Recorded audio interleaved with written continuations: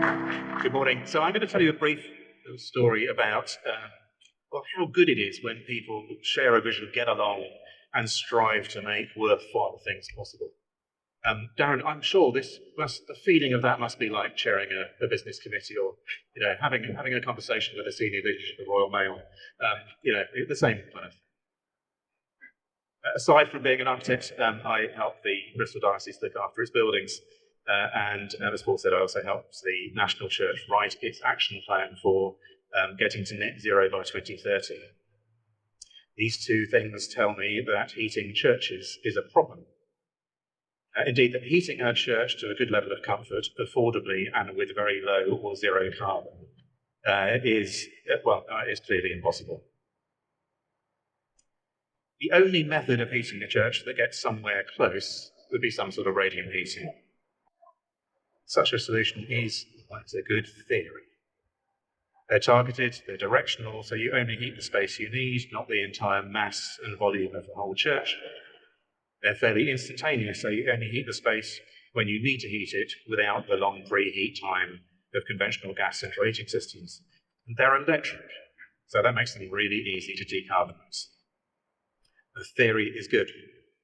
The reality, the real-world efforts to put radiant heating into churches has often varied from borderline okay to horrifically bad. Often very ugly fittings, really harsh heat delivery, left side frazzled, right side frozen, not good comfort. Pre-Halo, if a church had asked for permission to install radiant heating, we'd have warned them against it, citing poor levels of comfort, high running costs, and a serious risk that they'd damage the historic fabric of their building. But then a thought process started. To my humble architect's brain, radiant heating, well, it's a bit like lighting. It's just in the non-visible parts of the spectrum. We know how to light churches.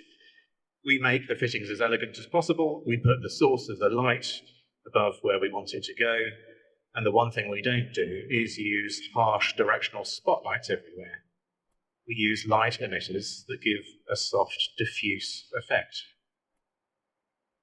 So why not apply the same thinking to radiant heating?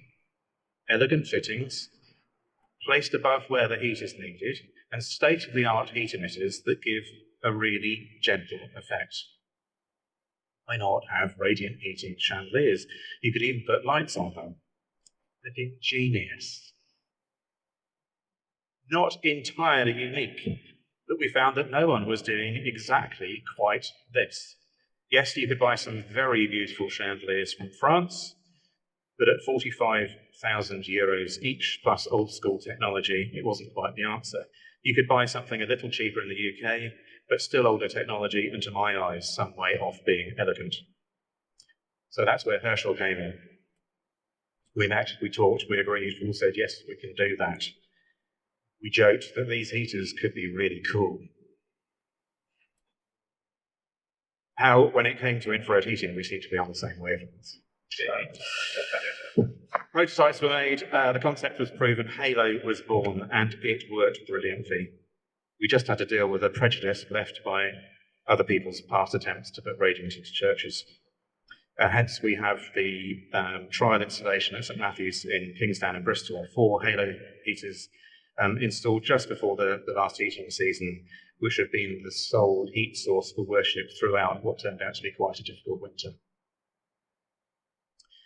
I've demonstrated that trial to at least 180 people from other churches of the diocese, and it's got to be well over 1,000, it might be over 2,000 people have been to services and events where Halo has been the heat source. The feedback from them has been overwhelmingly positive.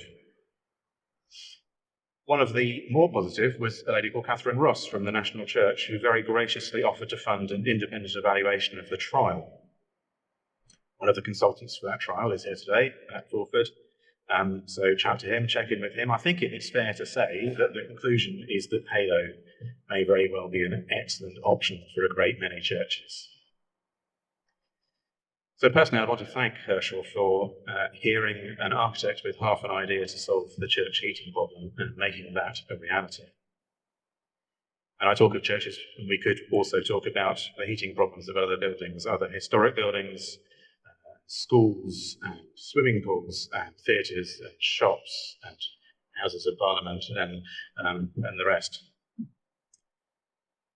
Come 2030, the Church of England may or may not have achieved net zero carbon. I hope it will be well on its way. One thing that is absolutely certain is that this initiative would have made a huge difference. We'll look back at today and realise that this here, all of this, Halo, this facility and this initiative was a game changer in our collective response to climate change. Now, some might say I would say that.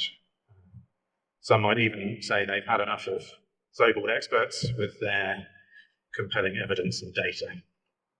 But if there's one person that you really can trust, it's the parish treasurer from St Matthew's, where the trial is taking place, Andrew Wood.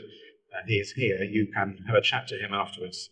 But he also stars in an excellent movie that we have to show you. Thank you very much.